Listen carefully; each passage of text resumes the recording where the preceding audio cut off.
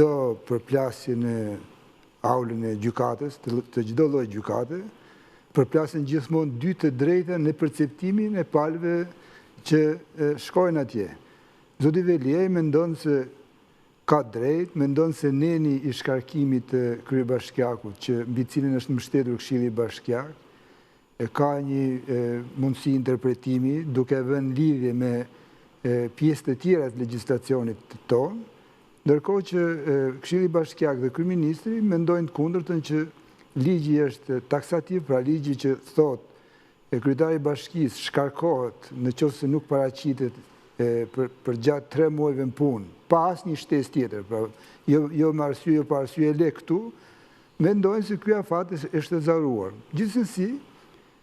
kur palët i drejtohen një gjykate, siç është në rastin konkret gjykata kushtetuese, duhet presin me qetësi verdiktin e gjyqtarit.